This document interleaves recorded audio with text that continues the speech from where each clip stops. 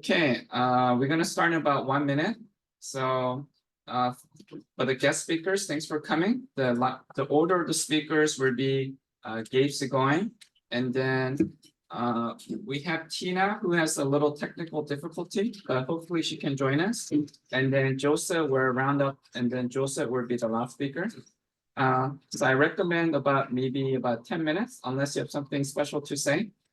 That way we can have a lot of time for Q&A. I'm hoping to give each and every one of you a chance to share your question or comment. Okay, so we want this to be a small, intimate discussion, and then we're gonna record the session. If there's something like, for example, if you do not want to be on YouTube, just let me know, and then we'll cut your part out of the YouTube video. Okay, thank you. So without further ado, I'll introduce our first speaker, which is Gabe Segoine. Okay, Gabe, come on up, Gabe. Thanks. Morning, it's nice to see all of you today and some familiar faces online there. My name is Gabe Segoine. I'm director of a small NGO called Love North Korea Ministries, but we're going with Love New Korea Ministries these days, or LNKM. So I'll start with a brief video. Sure. I'm trying to get the the camera to follow you. Right. Okay. Yeah, I don't know how that technology works.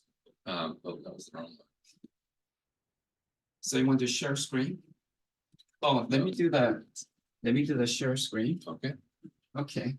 So share screen. I think that's was it Alt S? Okay. So share screen. Okay. Okay. When you mean share, right? I'll trust you on that one. Okay. Okay. All right. And then go ahead and press.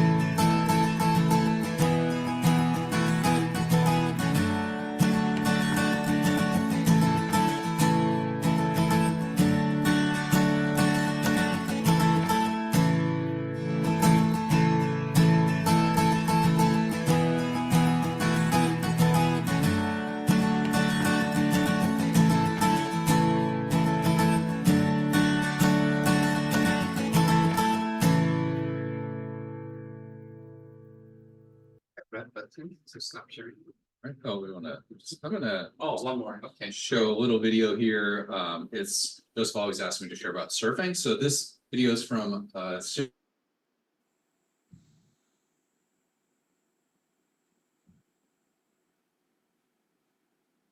happened. You know how I can get back to that? Sure. Just this was your right here. Okay, there. Okay. And we just hit play. This really just encapsulates the surfing in a few brief moments.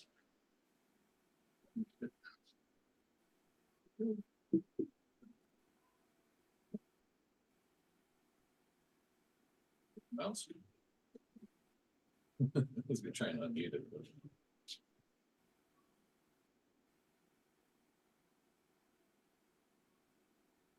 Sometimes it's so. Oh, there it is. Oh, we can't mute it. It's muted on YouTube. Oh, it's unmuted on YouTube. Oh, I see. Okay, so we'll go ahead. Oh, there we go.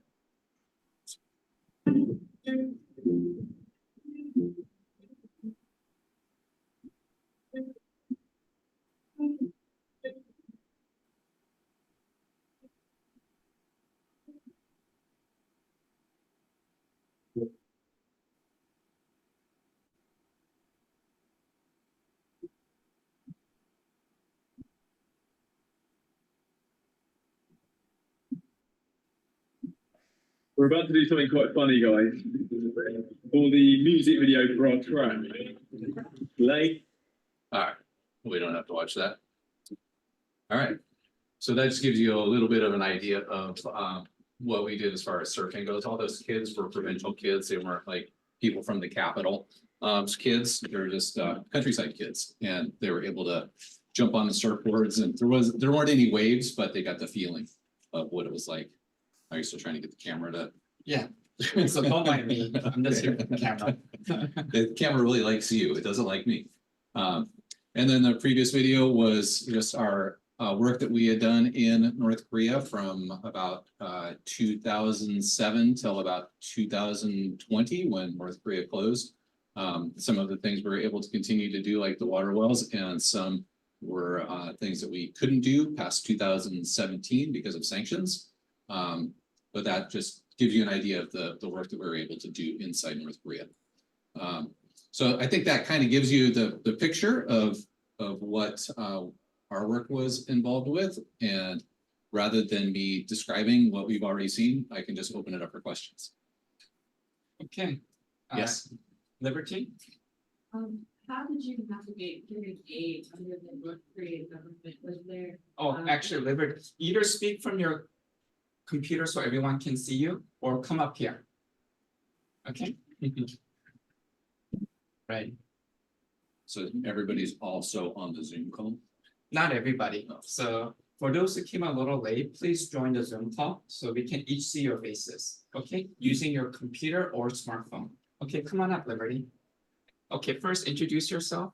My name is. Hi, my name is Liberty. I'm a student at Hanyang University, originally from America. So I'm an exchange student From Kansas City.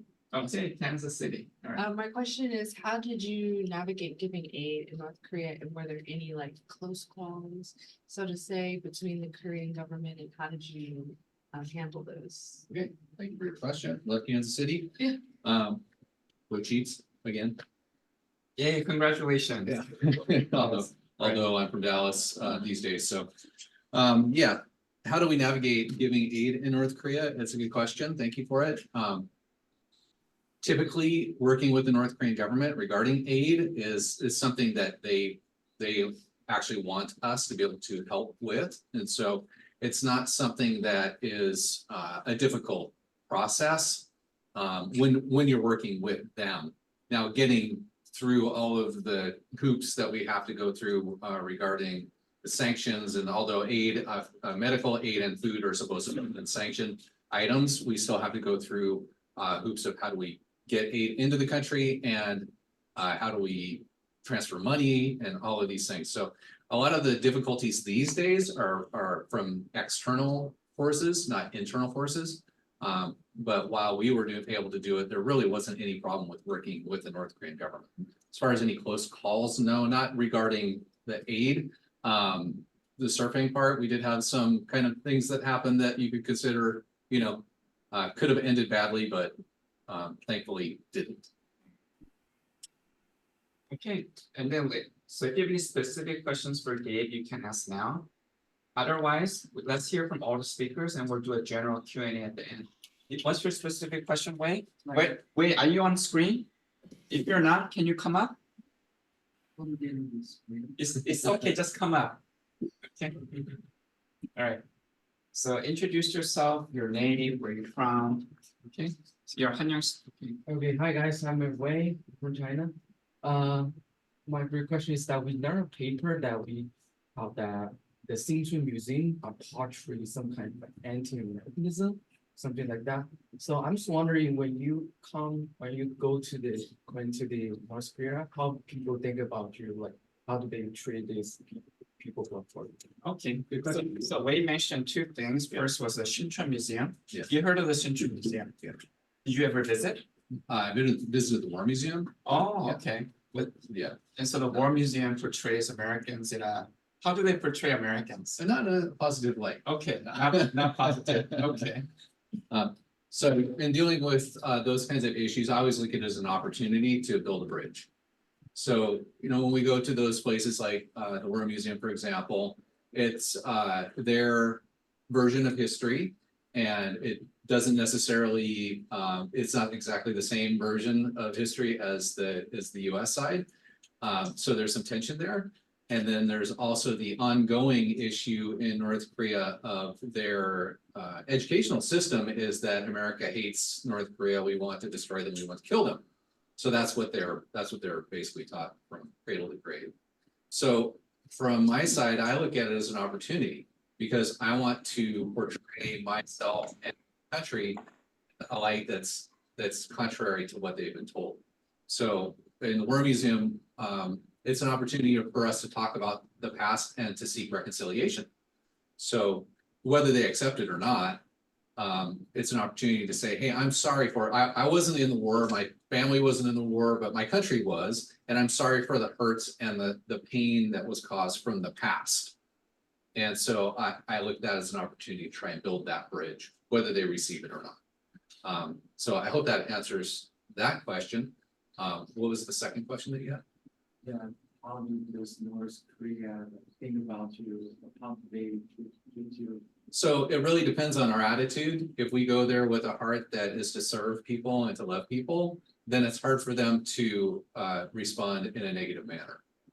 So it's really, if we go there like, oh, we disagree with you, we're enemies, of course they're going to respond in a negative manner.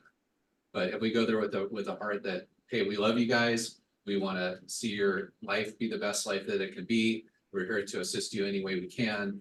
We're here to share serving with you. We're here to share our love with you. How do you respond to that? So we usually typically have a very good response. For the Christian NGO work, the government usually says this repeatedly and has said this to multiple people, including myself, when in the past, when all of the other big NGOs have left the country, they say it's the small Christian NGOs that keep coming back. You care for us, you love our people, you love our country, and they thank us for that.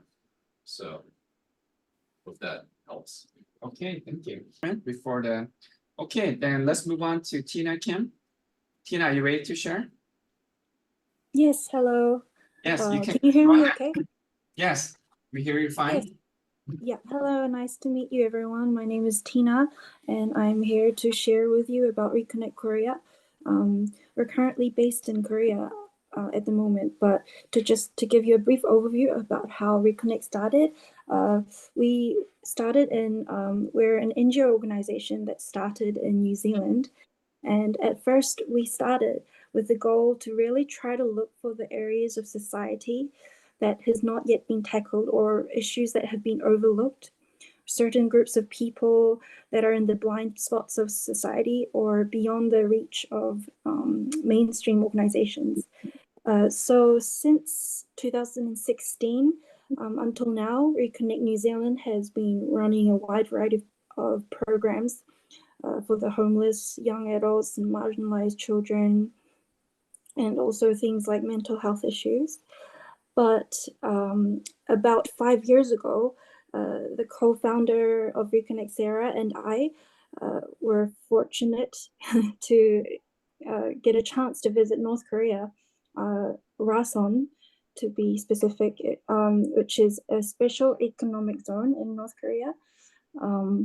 The first time it was not a general tour, it was a trip with another humanitarian organization we were connected with, and we were able to visit places like hospitals, kindergartens, and factories and we really got to see and experience on how the organizations are engaging with the people inside North Korea.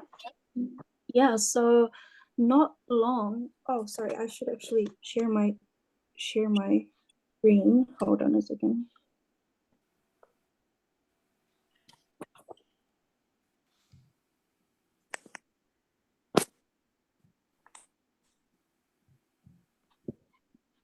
Yes, can you see the screen? Yes. Yes. So yeah, so that's Reconnect, and this is when Sarah and I visited Pyongyang, because not long after the visit to Rasan, we also visited Pyongyang. Yeah, and these are just some of the photos that we took in Pyongyang, because this was more of a touristy trip. And we managed to film a lot of videos during our time in Pyongyang. Yeah. So personally for me, during the 2 trips to North Korea, as a Korean New Zealander, having lived most of my life in New Zealand, but still having a Korean identity, I was never interested in the 2 Koreas or whatever issues they faced as a divided country. But these 2 visits really made me think about the reality of the 2 divided countries, and it really hit me. And I really grew fond of the people that I met while I was there, although it was a really short journey. And I just found it really easy to connect with them on some level. So this experience led Reconnect to branch out to Reconnect Korea. And because we thought that the issues regarding the division of the 2 Koreas were actually quite easy to be indifferent for people living in Korea, and even though it's been something that we've been struggling for such a long time. So for us, we believe that the best role we could play with the tools that we had in hand was to really utilize the language of media through creating content. Yeah, so the first project that we delved in Korea was to film a documentary called Insight into North Korean. The documentary, it draws attention to human interactions and cultural interactions between North Koreans and those people who became friends with North Koreans. Yeah, so I will just show you a short teaser of the documentary. 창광원 식당. 맛있는 냉면이 있어서 여기로 왔습니다. 냉면을 먹으러 왔지요. 사람들이 로봇처럼 움직일 것 같았어. 북한 사람에 대해서 생각해 본 적이 없어. 미디어에서 보여지는 모습들, 부정적인 이미지, 정치적인 렌즈. 거길 왜 가? 거기 일상은 어떨까? Is this real? Am I actually going to North Korea into hiking in the mountains, like top secret country like North Korea? 자기들의 세상에 갇혀 있기 때문에 외세를 물리치기 위해서는 우리가 더 단합을 해야 된다. 오해가 많습니다. 너무 속상했으니까 그냥 눈물 흐르기 시작했어요. 되게 지금까지 못 느낀 기분이었기 때문에 아직도 힘들어요. 그거에 대한 그 답이 계속 안 내려지는 게 너무 답답했던 것 같아.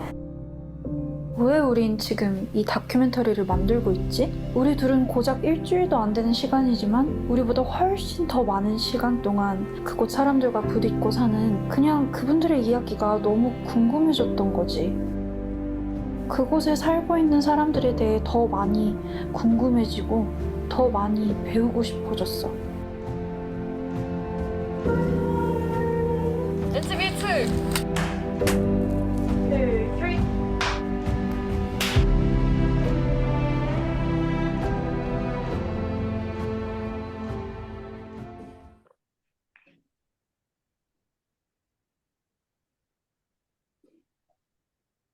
Yes, so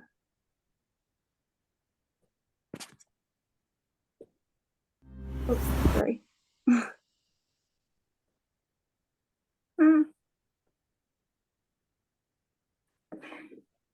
Sorry, hold on. Yep, so through this documentary, we really wanted to provide a wider perspective on North Korea that essentially stares away from the political lens. And thankfully, our first screening was held in Seoul, and it continued to screen globally in many parts of the world, New Zealand, Brazil, Germany, and the US. And translations into Russian and Portuguese are also in progress. We were very fortunate to be received with lots of positivity, which led us to give talks in a wide variety of community settings, like teachers, students in schools, or film festivals during these last few years. Yeah, so after the Insight documentary and encountering a wide variety of people who are interested in the subject of North Korea and the Korean Peninsula peace progress, and just learning about how young students in Korea are being educated on this area, we naturally started to receive many feedback and insights as to what the next step will be for Reconnect. Ideally, we are wanting to revisit North Korea and hopefully create more interactive content, such as these documentaries. So for years, we've been continuously interacting closely with organizations who engage with North Korea peacefully. And these close interactions is how we came up with our next project this year. I'm sorry, am I getting through okay? I'm just not aware of what everybody else is like at the moment. Is the sound and everything okay? I can hear fine. Okay, that's great, thank you. Yeah, so the main two key focus of this next step project is for us is archiving and creating educative material for a wider audience. So essentially, we want to create content that helps people to be more holistically aware of the real needs in approaching or becoming more involved related to missional or humanitarian activities in North Korea.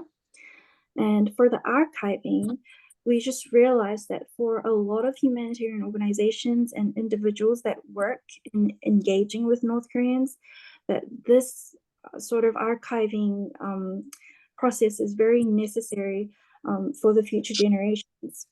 And there's just very little accessible material or resources available on the history of these organizations and how they're doing now, what kind of needs there are, and how to even become involved in this area. And we thought there are many needs in having more accessible content here. Yeah, so people who are not professionals or who have not like studied in depth in this area can still get a bit better picture of how to see this issue of engaging North Korea. Yeah, so recently we received a grant from a Christian organization which enabled us to start creating educative material for the Korean church, because for a lot of Korean churches who want to be more knowledgeable in helping Korean missionary organizations. So we believe that is a very good start for the Next Step project. And we want to extend further to not just the church, Korean church, or the Christian community setting, but to a wider and to a global audience as well. Yes.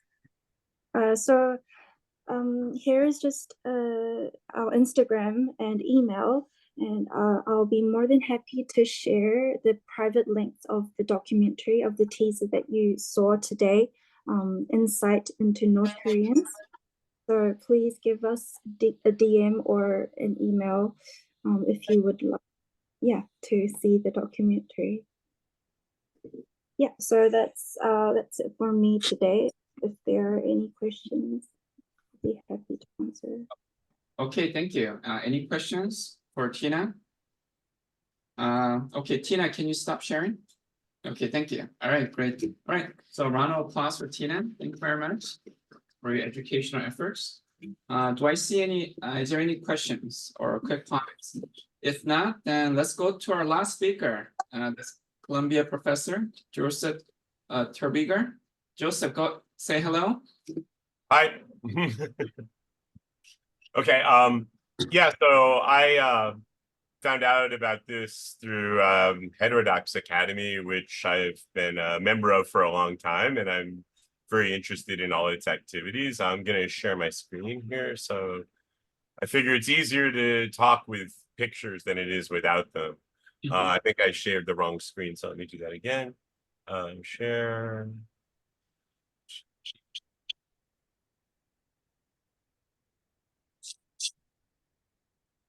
There we go. Okay, so now you can see that. Yeah, so I'm the co-chair of Columbia's Heterodox Academy chapter, and that's how part of why I'm interested in North Korea is I'm a libertarian.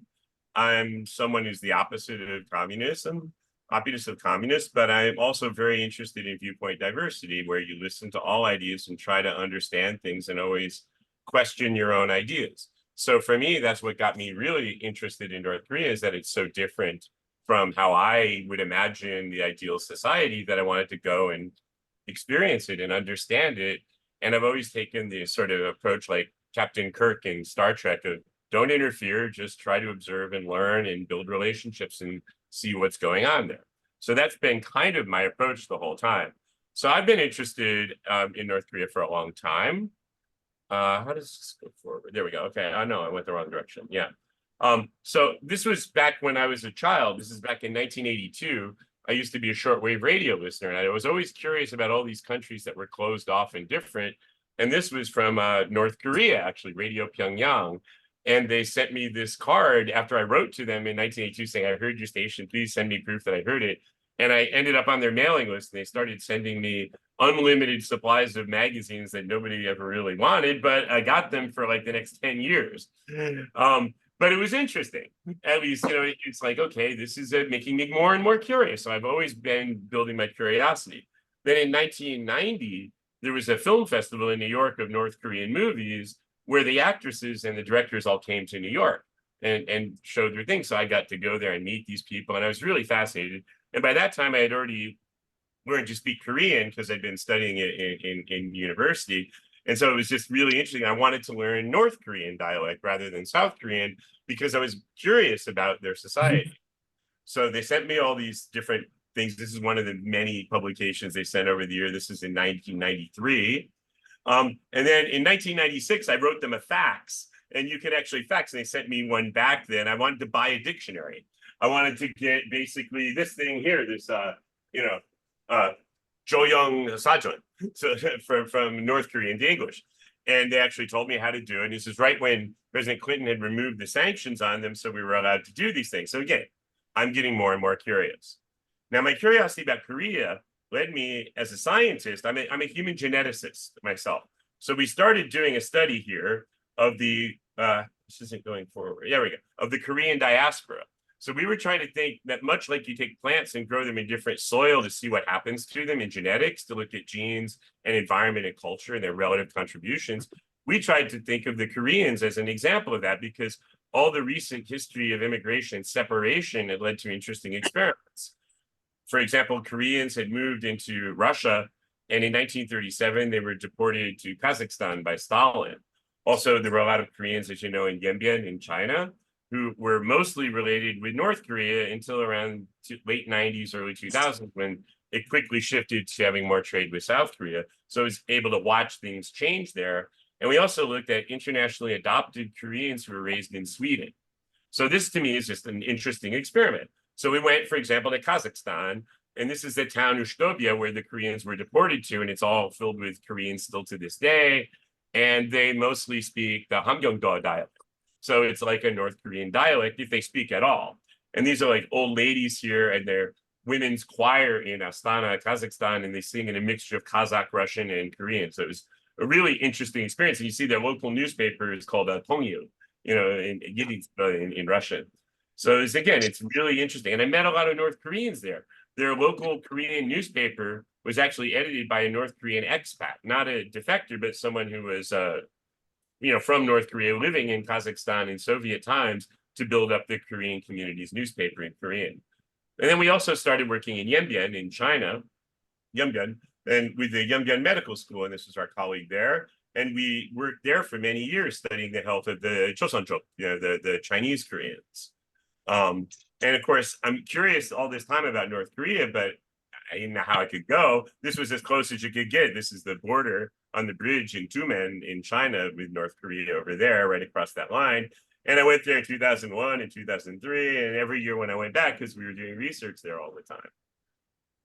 And even Baekdusan, this is from the Chinese side, though, to see Chunji. And it's really nice to be able to go there, but it's still, you can see North Korea, but you're not there. And I finally went in 2009 when it was open for tourism from America. And I ended up in this tour group where I spent the entire trip just translating signs for everybody else, because it was not really much fun. I couldn't do anything on my own. So I went back on my own in 2010 for 2 weeks by myself, just traveling around the country and doing everything in Korean. And it was a really interesting experience. So again, it makes me want to do more. So then I found out that there was this North Korean language program in Yenji, taught through Yanbian University, where they were teachers from Kim Il-sung University in Pyongyang came to Yenji to teach us the North Korean version of Korean. So I did that for a summer session for 3 months.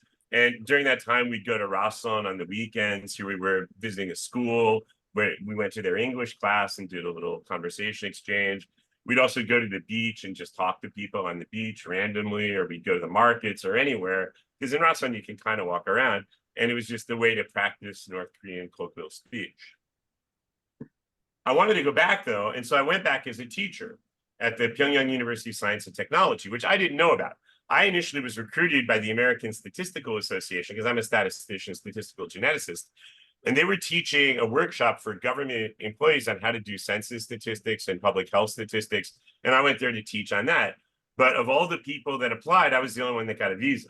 So they asked me instead if I would go to PUS, to Pyongyang Kwakisu de Hakyo, and teach human genetics and human evolution, which I did. I was really excited for the chance to go there for the summer and just teach and live, with North Koreans, basically, the students. So this is our class, and we would teach every day for an hour or two, and it was a great experience. The students were very interesting. We get to sit with them every meal. We lived on campus with them. And a lot of the faculty there were more interested in just being there to do something good for people. And I was more interested in helping them, but also just in experiencing North Korea. So it was more like a chance to get to know people and build relationships and go out and see the city and interact with people. And again, try to understand how the society works and really learn something. And it's a pretty normal place, you realize. They have norebangs just like in South Korea, and restaurants, and people are really friendly and they like engaging in all these things. They have soju that they sell by the gallon there. And it's a little stronger than in South Korea, something like 30%. And this is the faculty in the dorms where we live there. And of course, it always says everywhere, the poster saying, let's learn, and learn some more. So while I'm at Boost, Dennis Rodman went to North Korea the first time, and he was there with the Harlem Globetrotters, and I was teaching. And so I'm really confused by what's going on. And the students are all saying how wonderful it was to see this weird looking American guy say nice things about their country. And they said that it made them want to reconsider their stereotypes about America. So I'm like thinking, hey, this is an opportunity to try to do something good. So I won a charity auction to play horse with Dennis Rodman, to shoot baskets, which I can't do. It cost me like $2,500, but it was for charity. And so we got to go there, and I got to play basketball with him in Manhattan at Basketball City. And so we spent most of the time talking about his experience in North Korea, and him saying to me, he goes, yeah, I want to go back, but the travel agent won't sell me a ticket. He had no idea how to go back. He didn't realize there were two Koreas. So he didn't know anything about the history. He was just asked to go the first time. He goes, yeah, sure, Korea, Psy, Gangnam Style. And he thought he was going to meet Psy. Actually, one time later, because, we went there together pretty soon after this. So this all worked out well, and I got to meet him, and they needed my help. So I was going back to Poos for the summer, and during the summer, I talked to people in North Korea about how to go back. And so here we are landing in North Korea in the fall of 2012. And we basically then were flown in this, which is North Korea's version of Air Force Marine One, their helicopter. And they took us to Wonsan, where Kim Jong-un came out and met us at the airplane. So I'm over here with Dennis. And this was in Rodong Shimun. They put the photo of me shaking hands with him, so I had to use that one. And we basically spent a few days talking to him about every topic you could imagine under the sun, from his family to his politics to the nuclear weapon situation, believe it or not, and everything else that Dennis wanted to ask him about, because he didn't speak English. So I was translating for Dennis, or at least helping when the official translator couldn't understand what Dennis Rodman was talking about, which is quite often. And we also, of course, got to sing with the Moranbong band. That's like the Blackpink of North Korea. So that was kind of fun. So we went back then in January with a team of professional basketball players. All of these are retired NBA superstars, and they played a joint match with North Korean players. And we all wish that this is the scene that would have come out of this, because you had a bunch of African-American guys, a bunch of North Koreans, and they're playing together for a week. They're doing everything together, and they're realizing, hey, these guys are just like us. They're not trying to kill us. They're not the evil American enemy that's trying to destroy us and murder us. They're actually just friendly like we are. And that's kind of the point of doing these exchanges. And I always view, when I go to North Korea, it's not about changing North Korea. It's about changing how they see us, because they see us as the enemy trying to kill them and destroy them. And we're not. We're nice people. I think most people that come to America, that's what they like about it, is that people are generally pretty nice. And so this is mainly the goal that we had for doing this stuff. And of course, we went to do all these other places. This is Mashik-young, their ski resort. This is Charles Smith from the Knicks, who went with us, New York Knicks basketball team, and we met again there. And he's always happy to see us, and we talked more. And then I went back to teaching, because for me, the main advantage I got from meeting the leader is that all of a sudden I can teach without, nobody censors my lectures. I don't need minders when I walk around in Pyongyang. I can be on my own, and I get more freedom, and I get more opportunities to do more things. And I'll show you some of the opportunities we've gotten because we have this relationship. Basically, he trusts us, and therefore we can do things. I mean, he let us hold his baby, in our arms, this girl that you now see walking around with him, his daughter, Juliet. So these are normal kids. These are North Korean students at Poost on Taeyangjeol, which is Kim Il-sung's birthday. It's their biggest holiday. But they look just like South Koreans, right? they're all wearing their, some guy had a Barcelona t-shirt on and different things from Western society. Here they are dancing with us. And they decided when we had a tug of war contest that I had to be on the team with all the girls because I'm big and strong. And so they thought that would be fair. And of course we got killed, but they were laughing at us the whole time.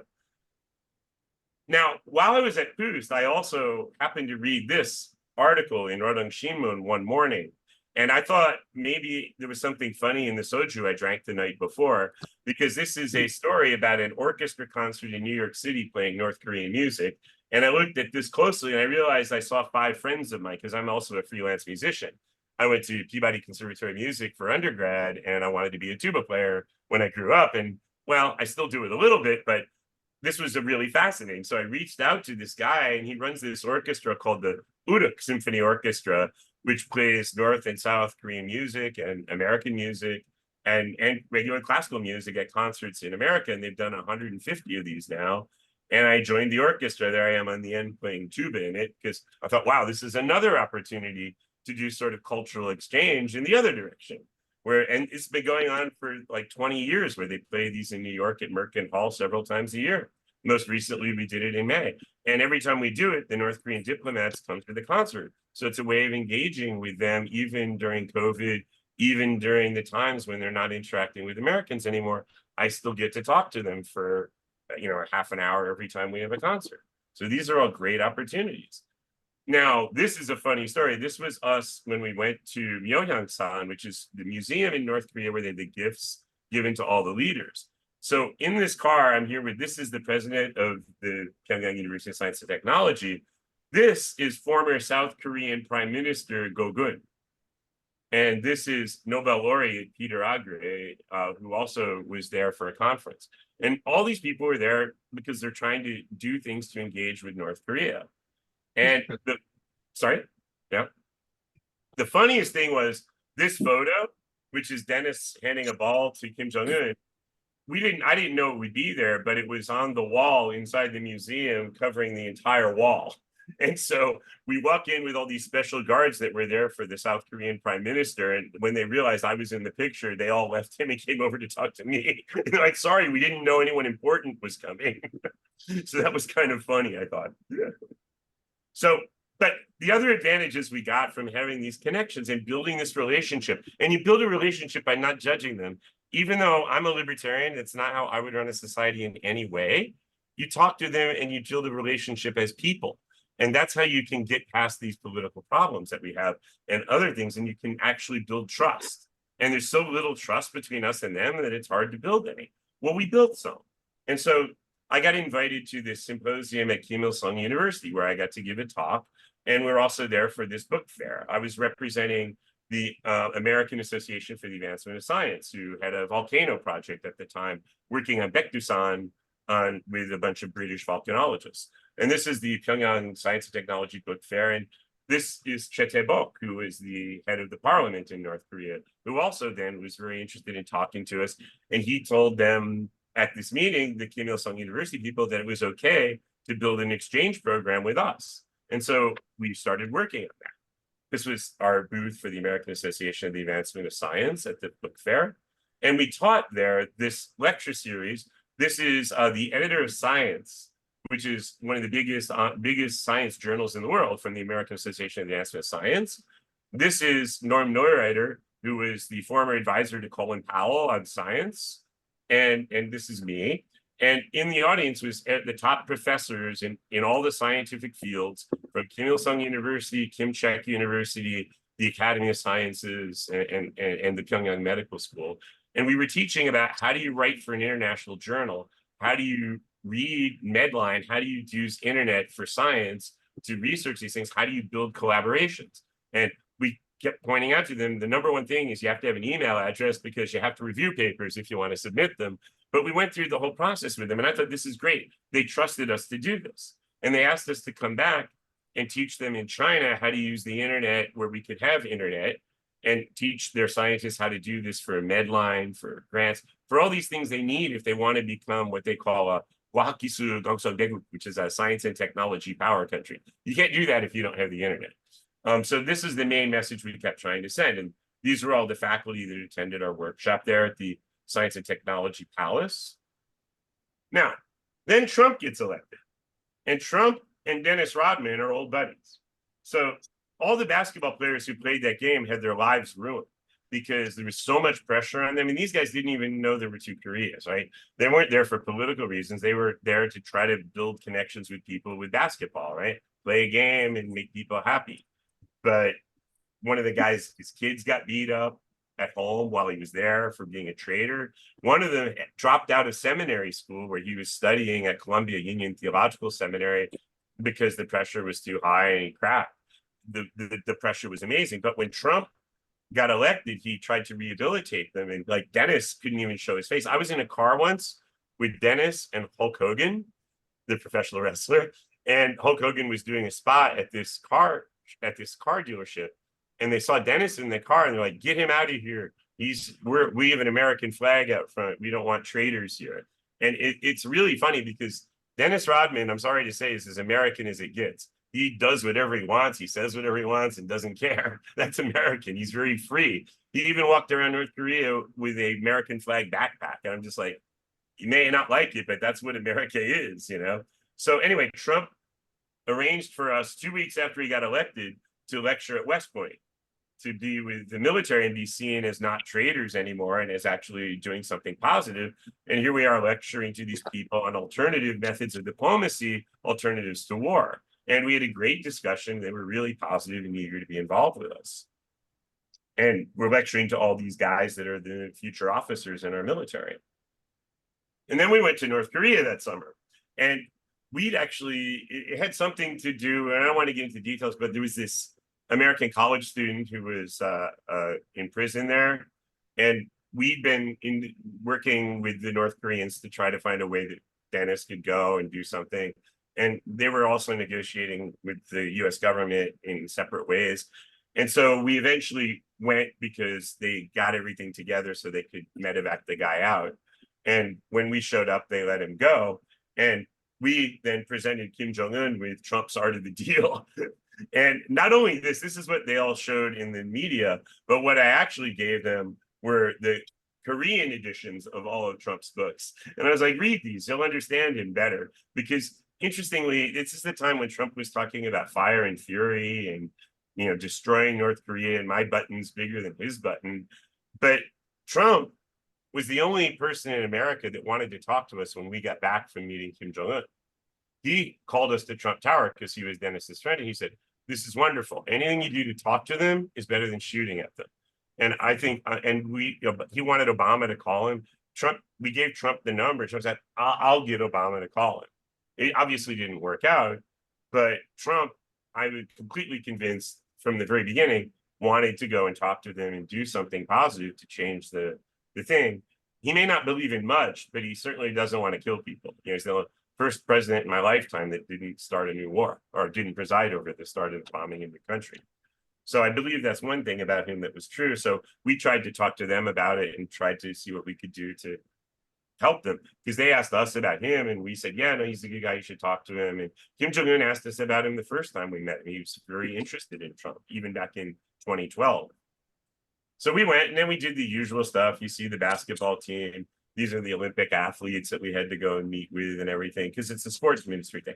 But then the meeting I showed you earlier, the previous year with Chetebo, paid off, and we got to meet with the dean here Dean of Foreign Affairs for Kim Il-sung University, and about doing an exchange program.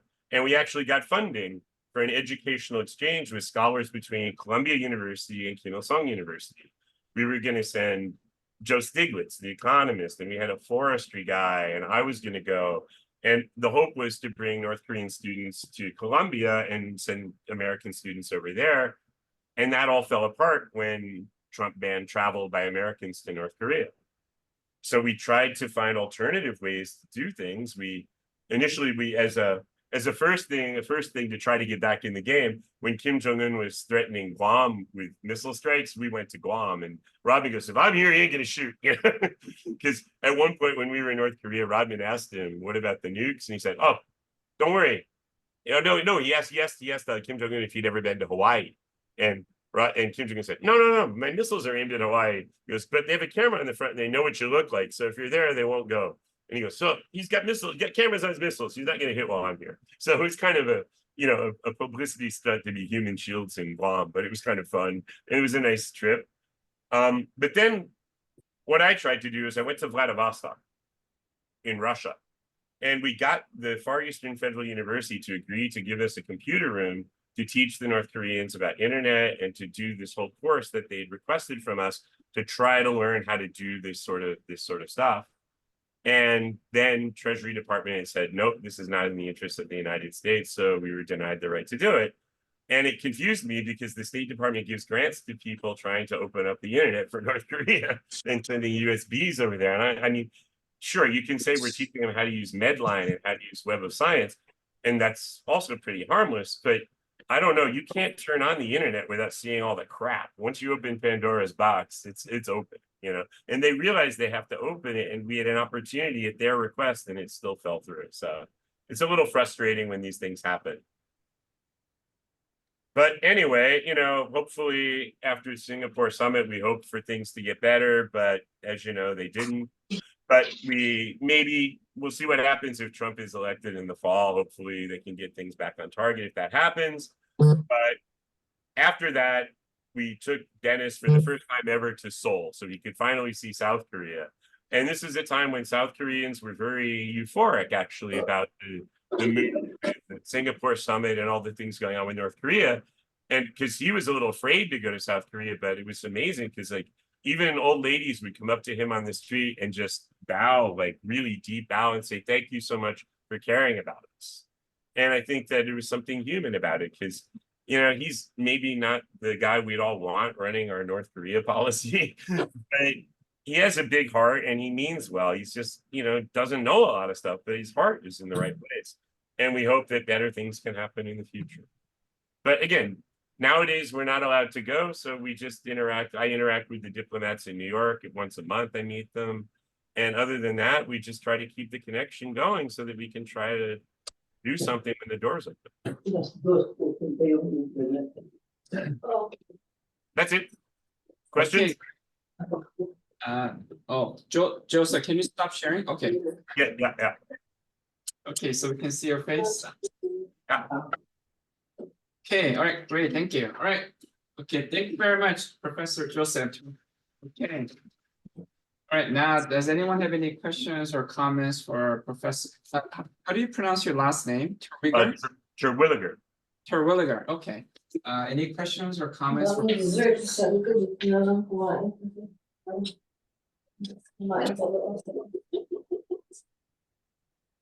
Okay, any questions or comments? Okay, yes, come on up. Easton, just a minute. Easton, did you have a question? Oh, no. No? This Okay. guy Okay, is come on a up. geneticist and Oh, is someone talking? Okay, all right. Okay, go ahead. Your name, please. My name is Haesung Lee. I'm just asking little things. Every person cannot fully permitted like you and Dennis Rodman. And what is the most reasonable reason what is the most reasonable reason for they fully accept you and Dennis Rodman? Okay, right. So why did the North Korean government or people? Both? Government. What? Government. Yeah, so why did the North Korean government accept you and Dennis Rodman? Was it do you think it was partly for propaganda purposes? Well, Kim Jong-un grew up watching the Chicago Bulls with his dad, and he was always an NBA fan, so he was a fan of Dennis's. And I think they tried to get Michael Jordan and Scottie Pippen, and they both said no. And Dennis's agent also didn't know there were two Koreas, so he agreed to go, thinking it was Psy Gangnam Style. And he only found out when he got there, kind of, that it was a little bit different than he expected. But the North Koreans also, I think, in my case, it's like I've done a number of projects over the years, and I've always been honest. And it's not that I mean, Kim Jong-un said to us after we brought the basketball team over for the game, he said, "Wow, Americans actually kept their word. I'm amazed," because there's been such a history of both sides breaking their agreements with the government, at least, you know, they break agreements, we break agreements, and everything falls apart. So there's no trust.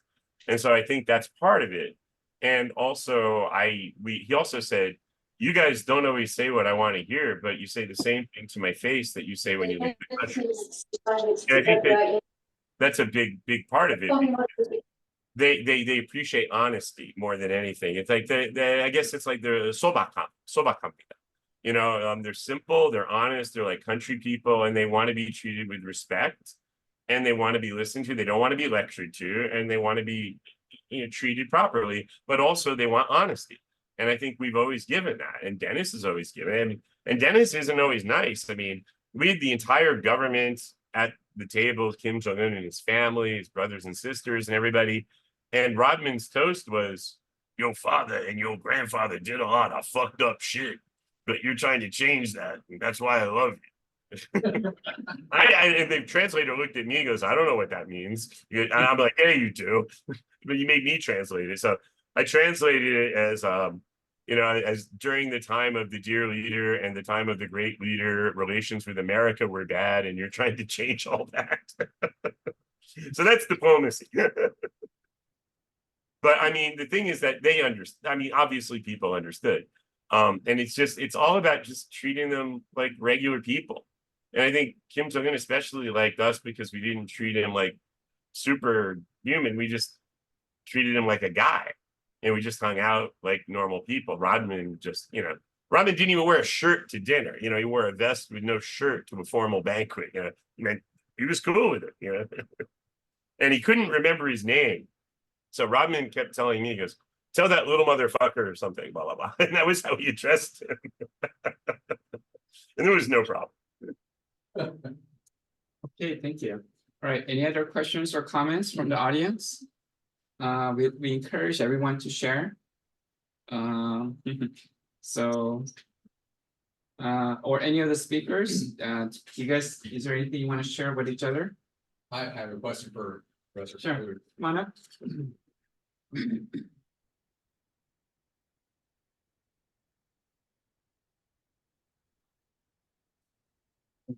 The camera doesn't follow. Yeah, so I have a question for you, Professor Terwilliger.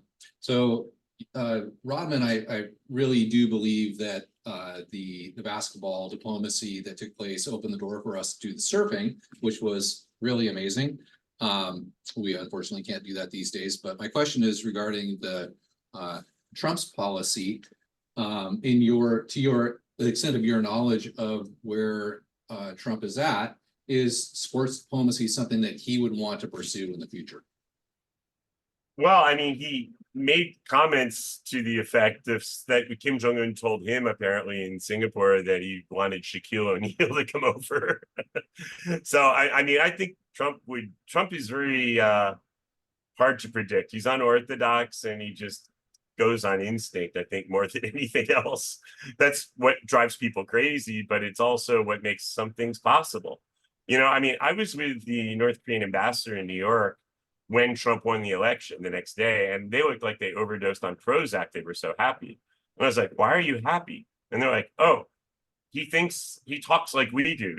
He's like one of us, you know, he's, you know, because in a way, Trump is in the Professional Wrestling Hall of Fame, right? And they're kind of the professional wrestling country, if you read KCNA, with all the adjectives and stuff that they use to describe things. So I think they actually get each other on some level. So I think that Trump will try to use personal stuff with Kim Jong-un more than he would do with sports, but he might bring people along, you know, because they have a relationship that I think would go somewhere. And I think Trump obviously didn't expect COVID to happen. And I think he didn't expect that with COVID and everything not being reelected probably has a lot to do with COVID and all the things that happened as a result of that. I think he was expecting to have more time. And so, you know, he wasn't actually trying to do it as fast as he could have. But I think if he gets back in, that's gonna be one thing he does try to fix. On some level, I don't know what fix means, but at least come to some place where we're not afraid of each other the way we are, which I think is what's important. Thank you. Okay, thank you. All right, anybody else? So, okay. So I see some faces, Meredith, Shizuko, Julia, thank you for turning on your videos. Do you guys have anything you want to share or just, if not, then maybe, hi Meredith, can you just at least say hi? Hi, really fascinating talks from everyone. Just a short question from me. I've spoken with some media organizations like CNN that have been, at times had a presence in North Korea, and they said that one thing they really struggled with was the North Korean authorities always were very insistent that they could not have any, could not have any Korean speaking staff. And in particular, were very paranoid about anyone with a Korean name, even if they didn't speak Korean, joining the media delegation, because in their interpretation of this, they thought this was a way of North Korea insisting on having control over the dialogue. And I notice all of you or most of you seem to have Korean speakers in your groups going to North Korea. Did you get any pushback on that? And do you think they're more receptive to the idea of a foreign face speaking Korean versus a Korean who may or may not speak Korean? Thank you, Dr. Shaw. That is changing because after the designation that they're no longer interested in unification, they disbanded, for example, the Uriminjokiri website. They changed the words to the national anthem. They changed the words to a lot of songs to get rid of any discussion of it being the same. And they've also, at least in New York, gotten rid of the special people that deal with Koreans differently. So it's starting to be that they're considering them foreigners just like anybody else. So I think that might make it better in the future for some of these things. I think they're also somewhat worried about the South Korean language because it's quite different. I mean, at this point, like if I try to watch South Korean dramas, I understand maybe 30%. And if I watch North Korean TV, like the news in North Korea, I understand 100%. Because there's so much English that's not really English. I mean, things like obahada. I mean, how is that English? Or, samotada. I mean, that doesn't even make sense to us, but that's supposed to be English. And so I think they're concerned about some of those things as well. And also maybe not always comfortable with the motives of Korean speakers, maybe trying to talk about other things. I've never had a problem, though, as a foreigner speaking Korean. They actually like it. I mean, I remember Kim Jong-un's assistant said to me that I was the first male foreigner he met who spoke proper Korean. Pyeonjuna. He said most foreigners sound like South Korean girls, which is probably where they learned Korean. So. Oh, thank you. That's fascinating. Okay, thank you. We have a couple of minutes left. So any other questions or comments? I see Shizuko and Sean. Do you guys have anything to share? Or Julia, I see your face. Anybody? Last questions or comments? Sean, did you want to say something? Yeah, just sorry that I forgot to join this webinar until it was too late. So my apologies. If there's nothing else, then I'd like to thank everybody for coming. I had a quick question. You talked about how North Korea after COVID has really changed. Do you have any thought? You're clapping. Do you have any thoughts on how North Korea's changed and what are some predictions for the future?